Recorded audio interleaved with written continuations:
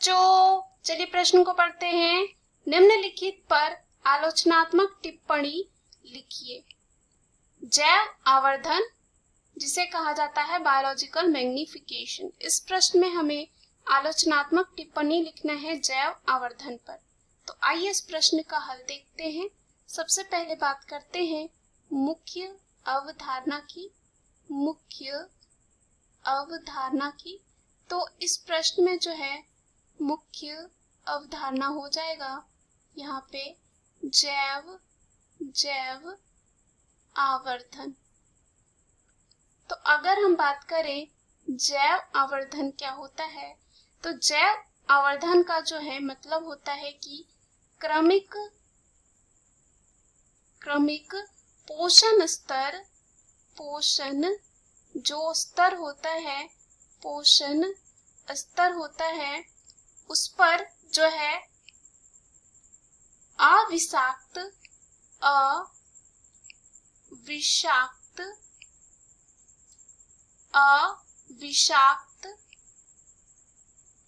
अविषाक्त की सांद्रता जो है, सांद्रता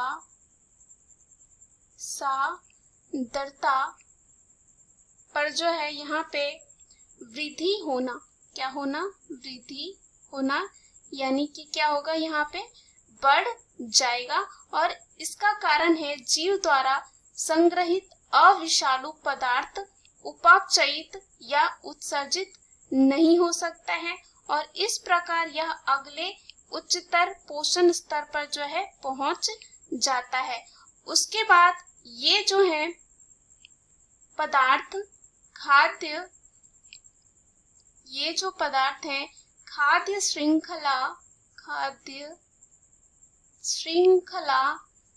के विभिन्न पोषी स्तरों के, विभिन्न जो पोषी स्तर होते हैं, पोषी स्तर जो होते हैं, और कह सकते हैं ये पदार्थ जो है खाद्य श्रृंखला के विभिन्न पोषी स्तरों के जीवों में जो है धीरे धीरे क्या हो जाते हैं, जमा हो जाते हैं, यानी कि संचित होने लगते हैं और संचित हो जाता है।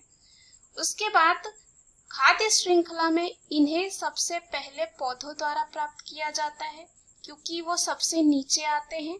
अगर हम यहाँ पे बात करें पोषी स्तर में, और पौधों से इन पदार्थों को उपभोक्ताओं द्वारा प्राप्त किया जाता है, यानी कि जो उनको खाते हैं। और उद्योगों के अपशिष्ट जल में प्रायः विद्यमान कुछ विषैले पदार्थों में जलीय खाद्य श्रृंखला, जिसे जैव आवर्धन कर सकते हैं।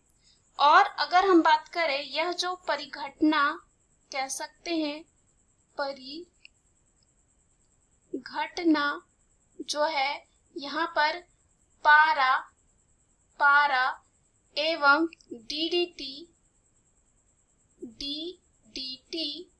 के लिए जो है सुविदित है, क्या है, सुविदित है। यहाँ पे इसे हम लिख सकते हैं DDT। उसके बाद यहाँ पे क्या है, सुविदित है और क्रमिक पोषण स्तरों पर DDT की जो है सांद्रता बढ़ जाती है। अगर हम बात करें यहाँ पे जो छोटे स्तर के जो प्राणी होंगे उनमें DDT की सांद्रता जो है कम होगी, लेकिन जैसे ही पोषी स्तर जो है सबसे ऊपर होगा उसमें DDT की सांद्रता बढ़ जाएगी। अगर हम जल में या सांद्रता की बात करें तो यहाँ पर देखा जाता है कि कुछ इस प्रकार जो है जल में जो है यह सांद्रता होती है 0.003 ppb और इससे जो है शुरू होती है और अंत में जैव आवर्धन के द्वारा मत्स्य भक्षी पक्षियों में बढ़कर जो है, किसमें बात करें यहाँ पे, जो मत्स्य भक्षी पक्षियों, यानी कि जो मछलियों को खाते हैं उस तरह के पक्षियों में जो यह बढ़कर कितना हो जाता है, 25 ppb अम्ल जो है यहाँ पे हो जाती है। और पक्षियों में DDT की जो है उच्च सांद्रता क्या करती है, यहाँ पे अगर हम बात करें पक्षियों में जो है DDT की उच्च सांद्रता कैल्शियम जो होता है, कैल्शियम उसके उपापचय में जो है, उपापचय में जो है क्या करता है, नुकसान पहुंचाता है। क्या करता है, यहाँ नुकसान जो है पहुंचाता है। क्या करता है, यहाँ पे नुकसान पहुंचाता है।